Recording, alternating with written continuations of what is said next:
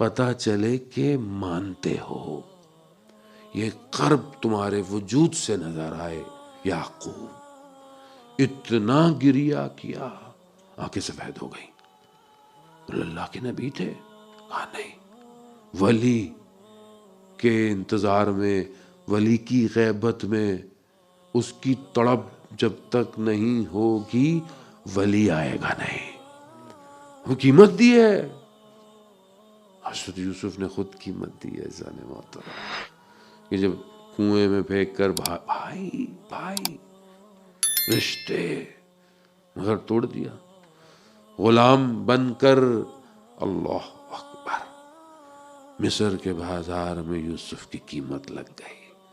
اللہ کا ولی ہے اور بازار مصر میں اس کی قیمت لگ رہی ہے۔ کیوں؟ کہا کہ قیمت دینی پڑے گی یوسف۔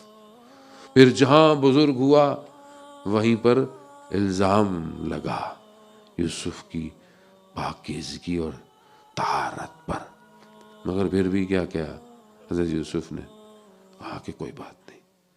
جب دیکھا کہ حضرت یوسف، حالانکہ مقدمہ جیت گیا، وہ جو بہرحال جو ہوا، آپ قرآن پڑھتے رہتے ہیں، اہل قرآن ہے، وہ بچے نے گواہی دی، یوسف بے گناہ ہو گئے، لیکن اس کے باوجود حضرت یوسف نے جب دیکھا کہ ماحول کیا ہے تو کیا کہا، پروردگار مجھے دنیا سے بہتر ہے مجھے تو زندان میں ڈال دے۔ خوب زندان میں چلے گئے یوسف۔ مگر وہیں حضرت یوسف جب 7 سال کہتے ہیں زندان میں رہے، اور وہ دو نے خواب دیکھا اور دونوں کو تعبیر بتائی، ایک کو بولا کہ تم مر جاؤ گے، ایک کو بولا تمہیں بڑی پوسٹ مل جائے گی، بادشاہ کے پاس جاؤ گے۔ تو وہ جو آزاد ہو رہا تھا اسے کہا کہ جب اپنے بادشاہ کے پاس جانا مجھے بھی یاد رکھنا، بس۔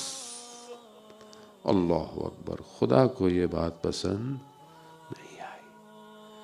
خدا نے حضرت یوسف کو زمین کے اندر، دریاؤں کی تہہ میں، پتھر کے اندر کیڑے دکھائے، کہا یوسف ہم اس کو جب رزق دے سکتے ہیں تو ہم تم سے بھی واقف ہیں۔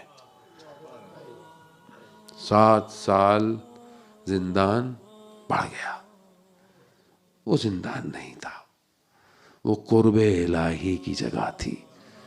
عزیزان محترم، دنیا، حدیث کیا فرماتی ہے؟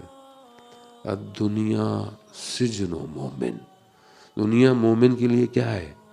زندان ہے۔ اور زندان میں، قید میں، پریزن میں پرندہ کیا کرتا ہے؟ بڑبڑاتا ہے۔ مومن بھی اس دنیا میں بڑبڑا رہا ہے، اسے آزادی چاہیے، وہ آزاد ہونا چاہتا ہے۔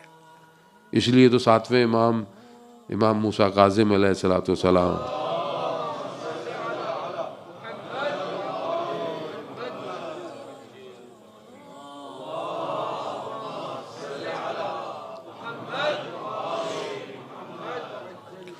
جب پہلی دفعہ امام زندان میں جا رہے تھے تو امام نے کیا کہا تھا؟ پروردگار تیرا شکر گزار ہوں، تو نے مجھے زندگی میں خلوت عطا کی، تنہائی عطا کی، کہ میں تیری عبادت کر سکوں۔ میری زندگی میں یہ تنہائی کہاں ہے؟ میری زندگی میں تو اتنا شور ہے کہ میں اپنے آپ کو موقع ہی نہیں دے رہا۔ اتنا بزی ہوں میں، سونے سے آخری لمحوں تک اور اٹھنے کے پہلے لمحے تک یہ ایک فون میرے آنکھوں کے سامنے ہوتا ہے۔ ایک ایپلیکیشن بند ہوتی ہے، دوسری کھلتی ہے، تیسری کھلتی ہے۔ میں اپنے آپ کو ٹائم نہیں دیتا، مجھے اپنی تنہائی سے ڈر لگتا ہے۔ اور اب تو وہ ایئر فون بھی نوائز کینسلیشن کے آ گئے، مجھے باہر کی آواز نہیں آئے، لیکن میں اپنی آواز سننا نہیں چاہتا۔ عزیزان محترم، کہاں ہے میری شب کی تنہائی میں گریا؟ کہاں ہے؟ دعائے کمیل آپ نے پڑھی، خود دعائے کمیل میں انسان کس طرح خدا کی بارگاہ میں اللہ کا ولی تڑپ رہا ہے۔ لا یمکن الفرار من حکومتک، تیری حکومت سے فرار ممکن نہیں ہے۔